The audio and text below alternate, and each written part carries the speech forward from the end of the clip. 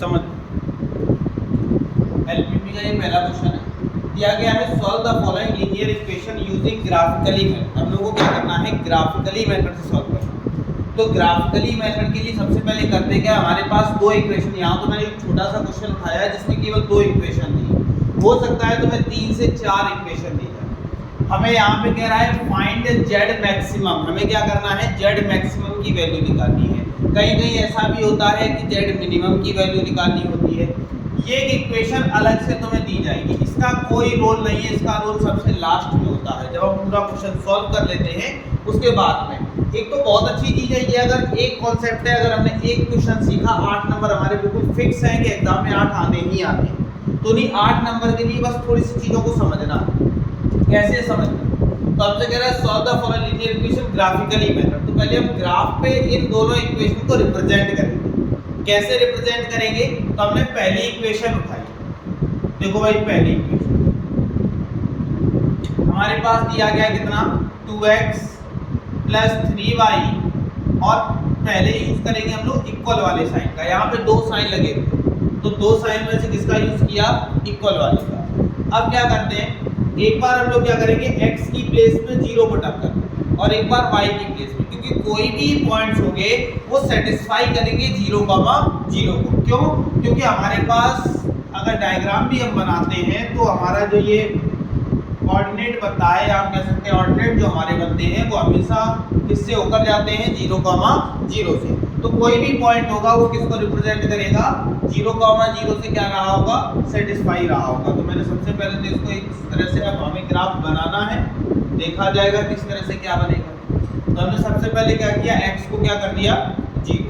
तो x को 0 करने से होगा क्या, तो हमने देखा 2x की जगह 0 प्लस 3y और इक्वल में कितना, 6, ये तो 0 हो गया, यानी कि 3y इक्वल 6।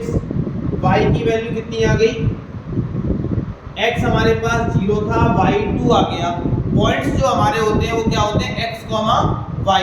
तो x की प्लेस पे 0 है, y की प्लेस पे 2, इस पॉइंट का नाम क्या दे दिया, जस्ट बगल में फिर से आए हम लोग। अब क्या करेंगे, एक बार किसको 0 करते हैं, y। तो y को 0 करने से क्या हुआ, जब y इक्वल 0 किया तो मैंने देखा यहाँ पे 2x और इक्वल में कितना हो गया, 6। यानी कि अगर हम लोग x की वैल्यू फाइंड करते हैं तो 6/2, क्योंकि y की प्लेस पे 0 हो गया तो ये तो पूरा 0 हो जाएगा, 2x बचा इक्वल में 6। तो हमने देखा x की वैल्यू कितनी आ गई, पॉइंट होते हैं x, y, तो x की प्लेस पे हो जाएगा 3 और y की प्लेस पे 0, पॉइंट का नाम क्या दे दिया। अब हम लोग क्या करते हैं, रिप्रेजेंट करते हैं। तो रिप्रेजेंट इसी तरह से होगा, तो मैंने कहा ये वाला पॉइंट 1, 2, 3, 4, 5, ऐसे यहाँ भी देखा 1, 2, 3, 4, 5, हमें जरूरत यहाँ भी पड़ेगी 1, 2, 3, 4 है, ठीक है। अब हमने देखा पहला पॉइंट क्या था, 0, 2, तो ये x था और ये y। तो x हमारे पास 0 है, y 2 है, तो x से तो कोई मतलब ही नहीं, y 2 चला है तो 1, 2 यहाँ कहीं रहा होगा। a पॉइंट मैंने नाम दे दिया, कितना हो गया, 0, फिर दूसरा पॉइंट क्या था हमारे पास, 3, 0। तो यहाँ से पॉइंट मैंने काउंट किया 1, 2, 3, तो यहाँ पे b पॉइंट का नाम दे दिया कितना, 3, 0, और दोनों को मिलाते हुए एक क्या कर दी, लाइन। इतनी बात समझ में आ गई। जब ये मैंने लाइन खींची तो इस लाइन का नाम क्या था, तो नाम तो हम नहीं लिख सकते, लेकिन इक्वेशन उसके ऊपर लिख देंगे जिससे हमें पता चलेगा कि इक्वेशन ठीक है। हमने देखा, इतनी बात समझ में आ गई। खींचने के बाद फिर क्या करेंगे, ऐसे जैसे हमने पहली इक्वेशन में किया एज इट इज हमें क्या करना है, दूसरी इक्वेशन को क्या किया, दूसरी इक्वेशन 3x माइनस में 2y इक्वल में 6। x को अगर हम लोग 0 करते हैं तो y की वैल्यू कितनी आ जाएगी, -3, यानी कि पॉइंट हमारे पास 0, -3 आ गया। अगर हम लोग y को 0 करते हैं तो x की वैल्यू हमारे पास कितनी आ जाएगी, 2, यानी कि 2, 0। ये पॉइंट C हो जाएगा, ये पॉइंट क्या हो जाएगा, क्लियर। तो अब हमने देखा 0, -3, तो ये कहाँ रहा होगा, तो 1, 2, 3 ये रहा होगा। तो C पॉइंट मैंने कर दिया 0, -3, और 2, 0, तो 2 हमारे पास ये रहा। थोड़ा सा डिस्टेंस बना लेते हैं 2 और 1 के बीच। 1 मैंने कहा यहाँ है, 2 मैंने कहा यहाँ, ठीक है। तो 2, तो इसको D पॉइंट दे दिया क्या, 2, और दोनों को आपस में मिला दिया। इतनी बात समझ में आई कि नहीं? इस पे लाइन का नाम क्या था? 3x माइनस 2y, और उसके बाद इतनी बात समझ में आ गई। ये मैंने सी नाम दिया, डी दिया। अब एक इंटरसेप्ट पॉइंट भी आया है, इसका नाम मैंने क्या कह दिया? अब एग्जैक्टली मुझे पता तो है नहीं कौन सा पॉइंट होगा, क्या होगा, देखते हैं।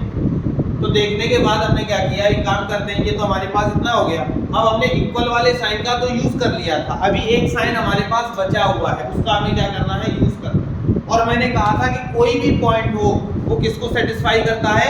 0,0। तो देखते हैं भाई, तो पहली इक्वेशन मैंने उठाई और सेटिस्फाई देखते हैं हम लोग क्या करते हैं, सेटिस्फाई पॉइंट निकालते हैं। सेटिस्फाई पॉइंट कैसे निकालेंगे? तो हमने देखा 2x प्लस 3y, और हमने देखा ये वाले।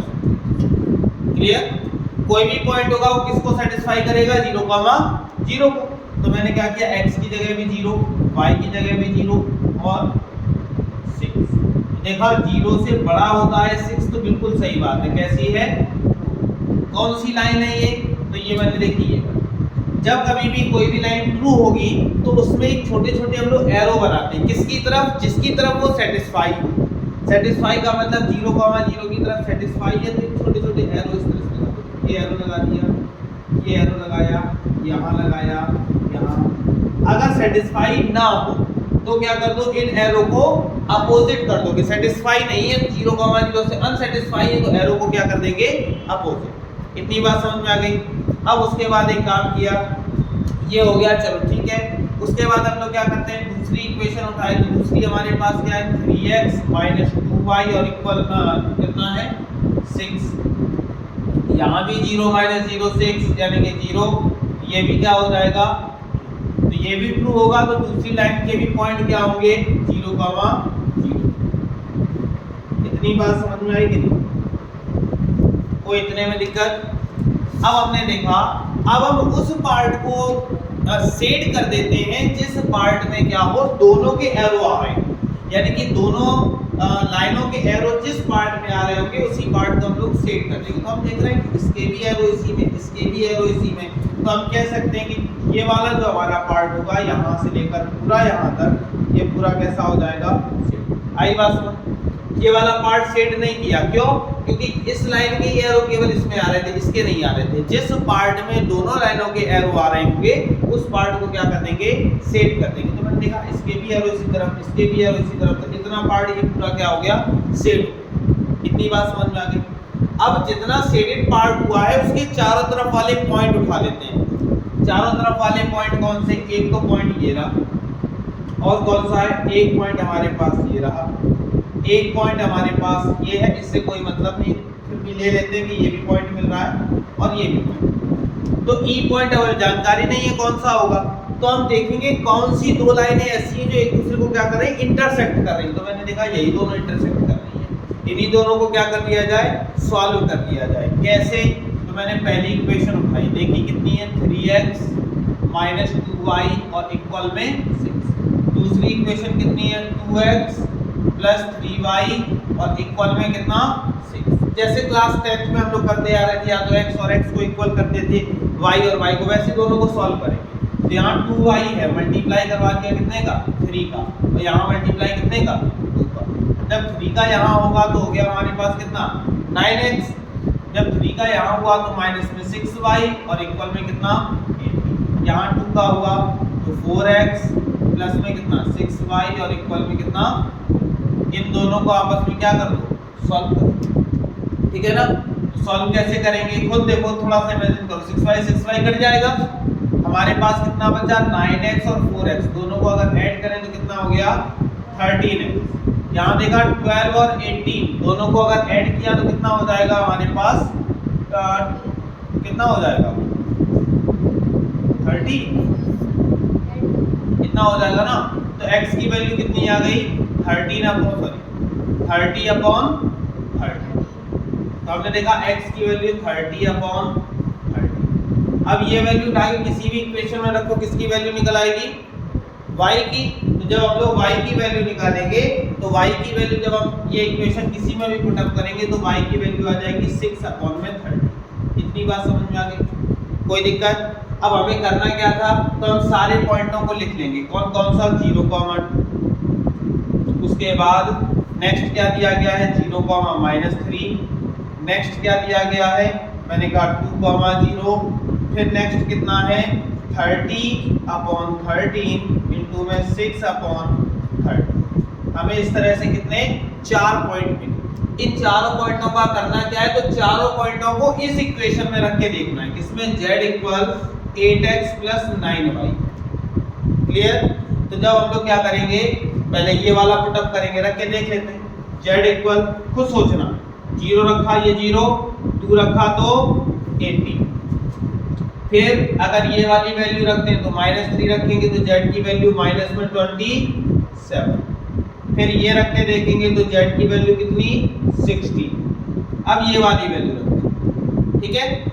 तो हमने देखा ये वाली वैल्यू रखेंगे तो z = 8 × 30/3 13 + 9 × 6/30। यहाँ देखा z = 240/13 प्लस 9 6 जा 54/30।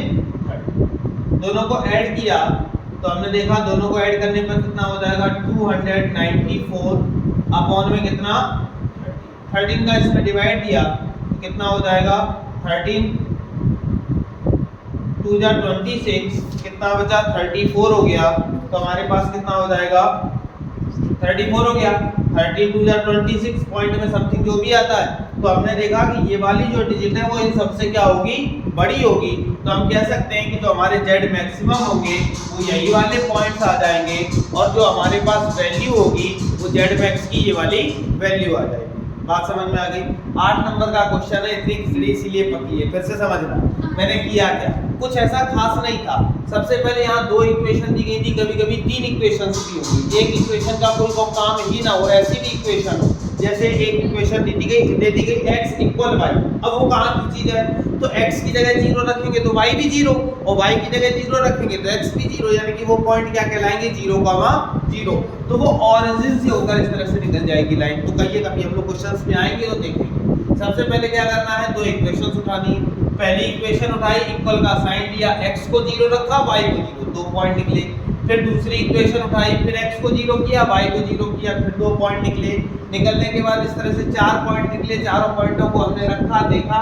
फिर उसके बाद हम लोग सेटिस्फाइड पॉइंट निकालते हैं, तो सेटिस्फाइड पॉइंट से हमें पता चला दोनों इक्वेशन हमारी ट्रू थी। तो ट्रू होने के लिए एरो क्या होंगे, अंदर की तरफ। जैसे ही एरो हुए तो इस पूरे पार्ट को क्या कर दिया गया, सेट किया गया। सेट करने के बाद जो जो पॉइंट्स हमारे इंटरसेक्ट कर रहे थे, यानी कि बाहरी पॉइंट थे इसके, वो सारे पॉइंटों को हमने इस तरह से लिख लिया। लिखने के बाद उठाकर कहाँ रख दिया, z वाली इक्वेशन में। तो जिसकी वैल्यू सबसे मैक्सिमम आएगी वही पॉइंट्स और वही वैल्यू हमारी क्या कहलाएगी, z मैक्सिमम कहलाएगी। आई बात समझ में कि नहीं, कोई दिक्कत, नोट करो। देखो हमारे पास इस बार क्या है 3 इक्वेशन, और हमें एक और हमें z मैक्सिमम ही निकालना है। z मैक्सिमम में हमें फाइंड करना है 2x + 5y। ये एक इक्वेशन अलग से हमें दी गई, तो हमने कहा इसका तो कोई काम अभी होता नहीं है, जब आगे होगा तब देखा जाएगा। मेन काम होता है हमारी 3 इक्वेशंस का। तो हम तीनों इक्वेशन से पहले क्या करेंगे, वैल्यूज फाइंड करेंगे, किसकी, x और y की, और पॉइंट्स निकालेंगे। तो हमने सबसे पहले क्या किया, पहली इक्वेशन 2x + 4y और इक्वल में x की प्लेस पे पहले हम लोग क्या करते हैं 0। तो ये पूरा 0 हो गया, यानी कि 4y = 8 बचा। y की वैल्यू कितनी आ गई, यानी कि 0, a पॉइंट।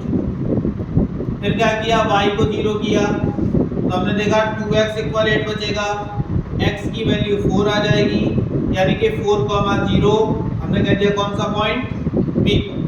क्लियर। उसके बाद क्या किया, दूसरी, अब हम लोग ग्राफ भी बना लेते हैं।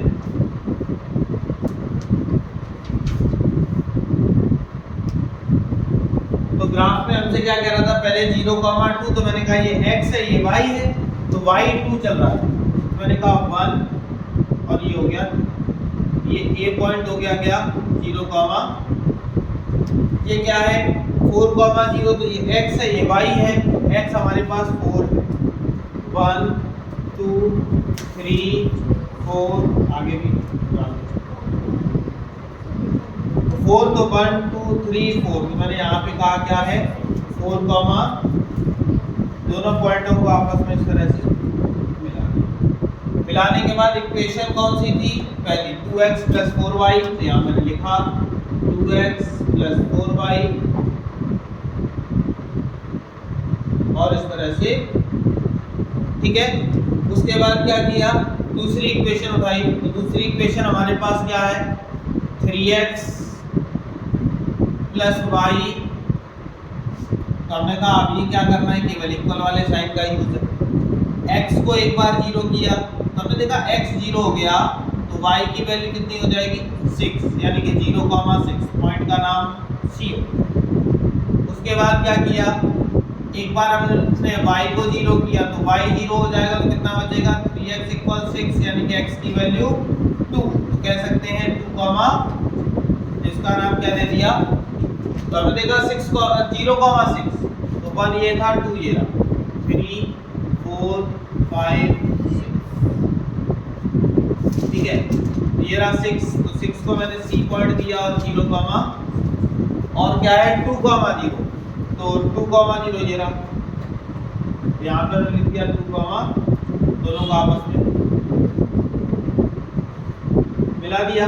मिलाने के बाद इक्वेशन का नाम क्या था 3x + y आगे क्या दिया गया है थर्ड इक्वेशन हमने देखा x + y = 4 अगर x को 0 करते हैं तो y की वैल्यू 4 आ रही है यानी कि 0,4 हो रहा है।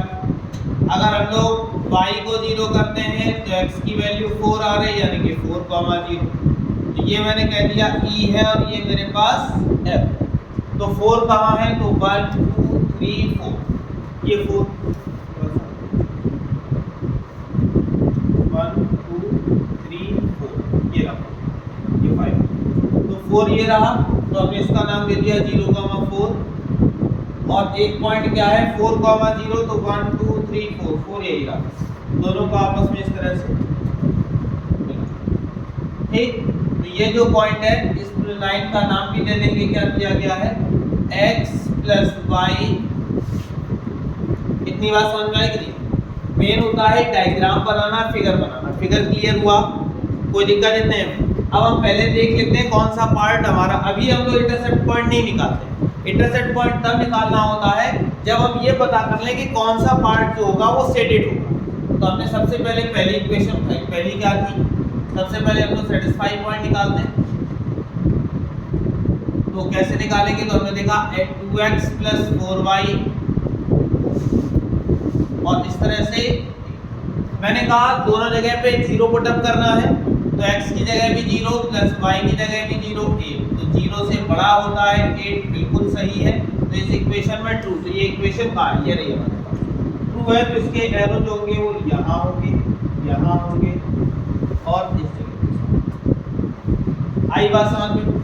उसके बाद क्या किया दूसरी इक्वेशन हमने देखी क्या है हमारे पास 3x + y तो हमने देखा x की जगह भी 0 y की जगह भी 0 तो 0 ये भी कैसा हो गया तो इसके एरो देखते हैं ये 6 है इसके भी एरो इधर होगा इधर